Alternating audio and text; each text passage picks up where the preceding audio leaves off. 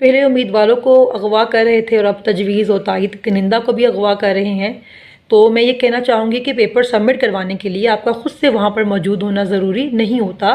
तो कोशिश ये करें कि अपने पेपर्स जो हैं अपनी वकला के ज़रिए जमा करवाएं, और ये भी कोशिश करें कि अपने तजवीज़ और तायद कनिंदा जो हैं वो भी आप वकला को रखें। लेकिन अगर आपके पास वकला नहीं है तो तजवीज़ और तायद कनिंदा का आपके हल्के का वोटर होना ज़रूरी है, मगर रिहायशी होना ज़रूरी नहीं है। तो ऐसे लोगों को रखें जिनके शनाख्ती कार्ड पर वो पता ना लिखा हो जहाँ पर वो इस वक्त रिहाइश पजीर हैं, क्योंकि आपने अपने साथ अपने तजवीज़ और तायद कनिंदा की भी हिफाजत करनी है।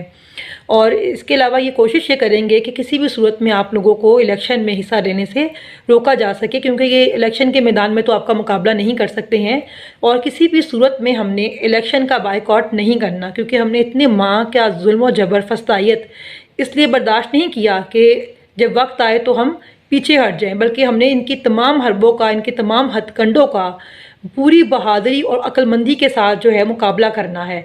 अगर फ़र्ज़ करें किसी क़यादत के बंदे को पेपर जमा करवाने नहीं भी दिए जा रहे तो खान साहब के हुक्म के मुताबिक आम कारकुनान भी अपने पेपर जमा करवाएं, क्योंकि पीटीआई को इलेक्टिबल्स की ज़रूरत नहीं है। पीटीआई को कामयाब करने के लिए इमरान खान का हुक्म और बल्ले का निशान ही काफ़ी है। पाकिस्तान